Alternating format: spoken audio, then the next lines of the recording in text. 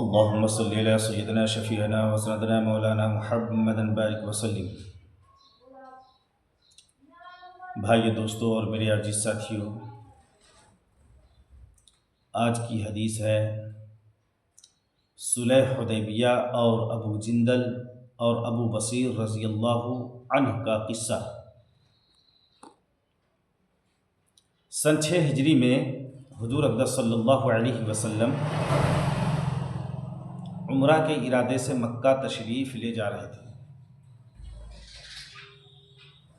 کفار مکہ کو اس کی خبر ہوئی اور وہ اس خبر کو اپنی ذلت سمجھے، اس لیے مزاحمت کی اور حدیبیہ میں آپ کو رکنا پڑا۔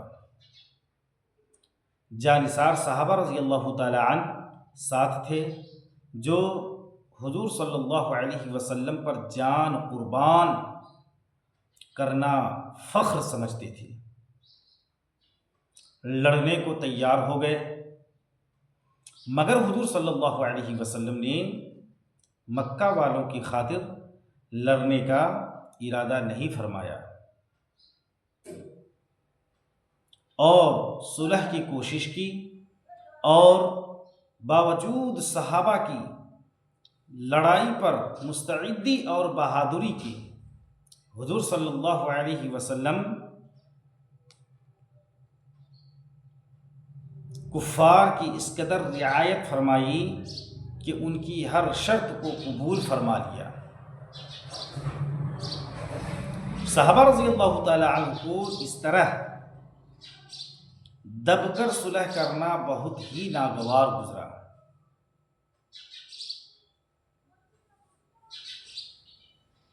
مگر حضور صلی اللہ علیہ وسلم کے ارشاد کے سامنے کیا ہو سکتا تھا کہ جانثار تھے اور فرما بردار بھی تھے، اس لیے حضرت عمر رضی اللہ تعالی عنہ جیسے بہادر اور جلیل القدر صحابی کو بھی دبنا پڑا۔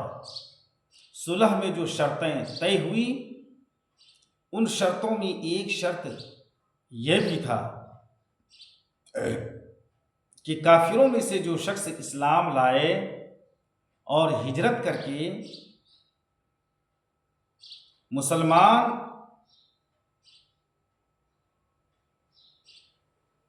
ہجرت کرے، مسلمان اس کو مکہ واپس کر دیں، اور مسلمانوں میں سے خدا نخواستہ اگر کوئی شخص مرتد ہو کر چلا آئے تو وہ واپس نہ کیا جائے۔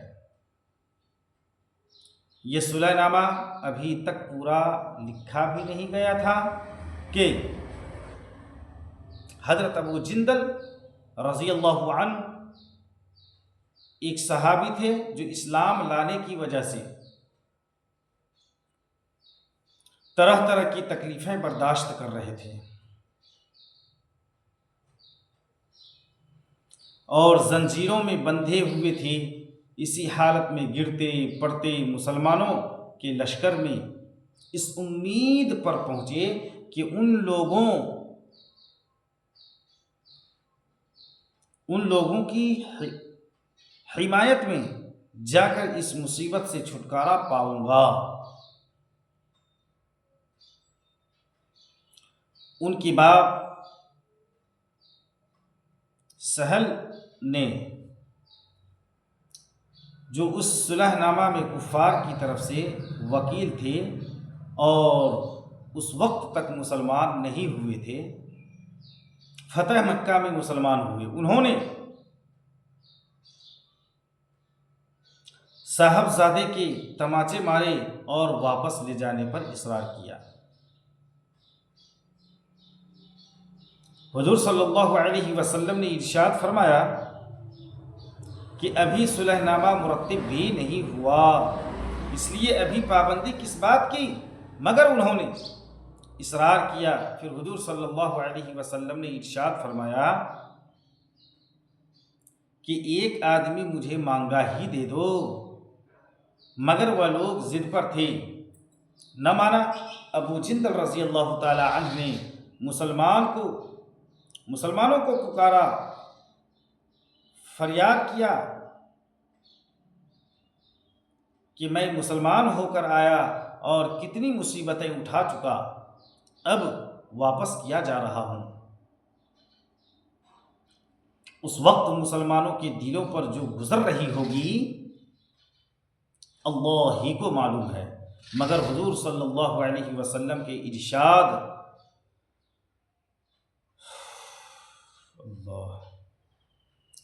حضور کے ارشاد سے واپس ہوئے۔ حضور صلی اللہ علیہ وسلم نے تسلی فرمائی اور صبر کرنے کا حکم دیا اور فرمایا کہ عن قریب حق تعالیٰ جل شانہ تمہارے لیے راستہ نکالیں گے۔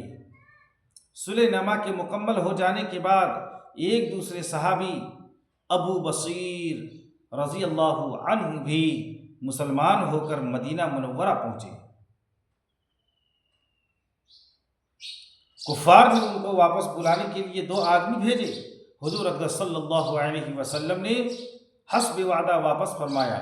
ابو بصیر رضی اللہ تعالی عنہ نے عرض بھی کیا کہ یا رسول اللہ صلی اللہ علیہ وسلم، میں مسلمان ہو کر آیا ہوں۔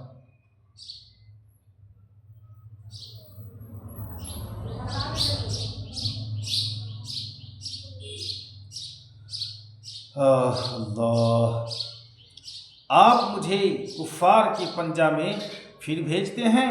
آپ صلی اللہ علیہ وسلم نے ان سے بھی صبر کرنے کو ارشاد فرمایا اور فرمایا کہ انشاءاللہ عن قریب تمہارے واسطے راستہ کھلے گا۔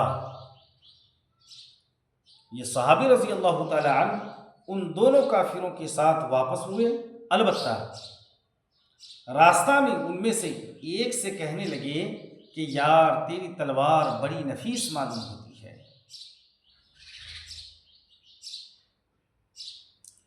شیخی باز آدمی ذرا سی بات پر کھل جاتے ہیں۔ وہ نیام سے تلوار نکال کر کہنے لگا، ہاں میں نے بہت سے لوگوں پر اس کا تجربہ کیا۔ یہ کہہ کر تلوار ان کے حوالہ کر دی۔ انہوں نے اسی پر اس کا تجربہ کیا۔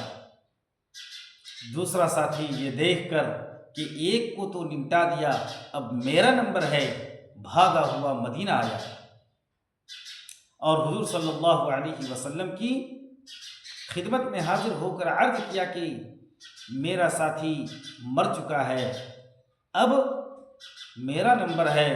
اس کے بعد ابو بصیر رضی اللہ تعالی عنہ پہنچے اور عرض کیا کہ یا رسول اللہ صلی اللہ علیہ وسلم، آپ اپنا وعدہ پورا فرما چکے کہ مجھے واپس کر دیا اور مجھ سے کوئی عہد ان لوگوں کا نہیں ہے۔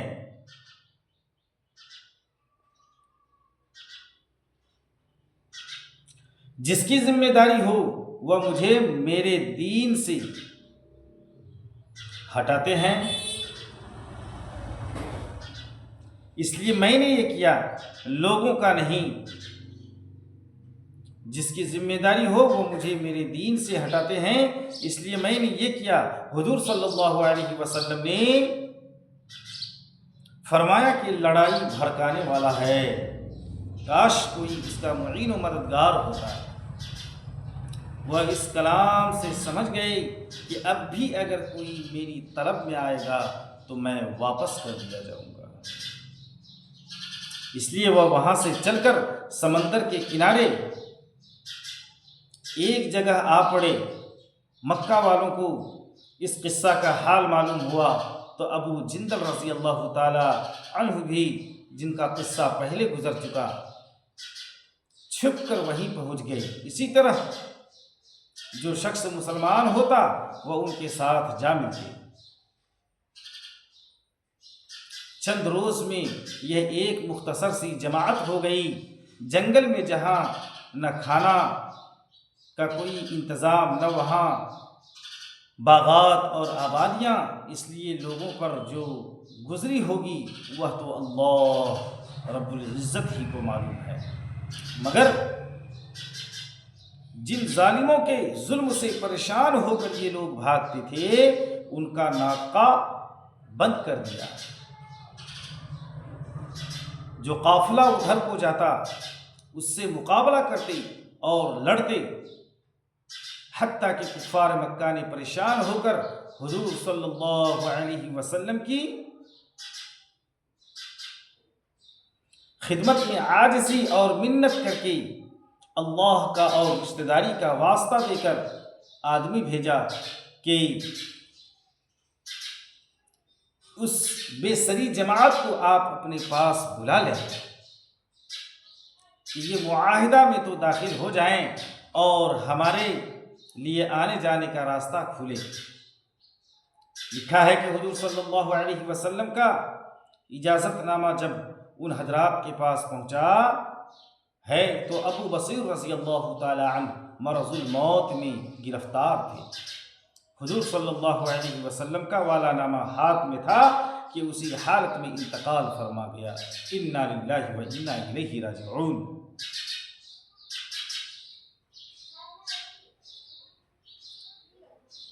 رضی اللہ عنہم ورضوا عنہ۔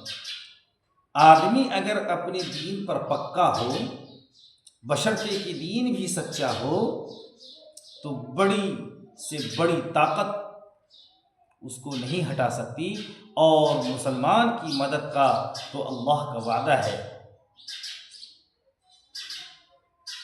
بشرطے کہ وہ مسلمان ہو۔ من کان للہ کان اللہ لہ، جو اللہ کا ہو گیا اللہ اس کا ہو گیا۔